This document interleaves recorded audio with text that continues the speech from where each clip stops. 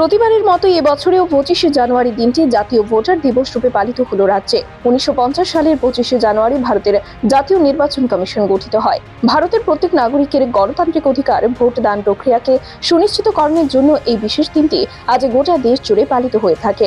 বৃহস্পতিবার 6 আগরতলায় যুব মোর্চার উদ্যোগে ইন্দ্রনগরস্থিত আইটিআই যুব সংস্থা ক্লাবে জাতীয় ভোটার দিবস উপলক্ষে নতুন ভোটারদের নিয়ে নবমতদাতা সম্মেলনের আয়োজন করা হয়।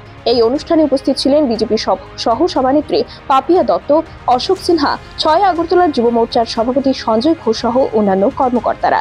এদিন জাতীয় ভোট দিবস উপলক্ষে পাপিয়া দত্ত বলেন, ভারত একটি গণতান্ত্রিক রাষ্ট্র, আর তাতে গণতান্ত্রিক পদ্ধতি অবলম্বনে দেশের পরিচালনার দায়ভার গ্রহণ করার জন্য উপযুক্ত দল কিংবা ব্যক্তিকে নির্বাচন করার গণতান্ত্রিক প্রক্রিয়া হচ্ছে এই ভোটদান প্রক্রিয়া।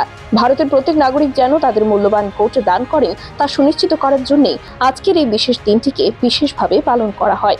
পাশাপাশি ভোট দানের গুরুত্ব ও প্রক্রিয়া নিয়ে নবাগতদেরকেও প্রশিক্ষণ দেওয়া হয়। ভোটার দিবস আমরা প্রত্যেকে জানি যে 1950 সালে জাতীয় নির্বাচন আজকেরই দিনে জাতীয় নির্বাচন কমিশন গঠিত হয়েছিল। তো সেই দিনটিকে স্মরণ করে 2011 সালে জাতীয় ভোটার দিবস পালন করা হয়।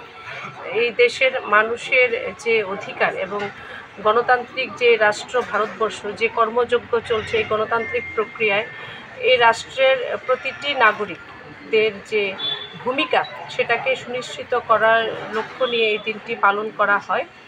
আজ আমাদের যুব মোর্চার উদ্যোগে শুধুমাত্র আমাদের রাজ্য নয়, ভারতবর্ষের প্রত্যেক বিধানসভায় যারা নতুনভাবে যারা ভোট দিতে চলেছেন এই লোকসভা নির্বাচনে, তাদেরকে আমাদের ভারতবর্ষের যশস্বী প্রধানমন্ত্রী সম্বোধন করেছেন নতুন ভোটারদের।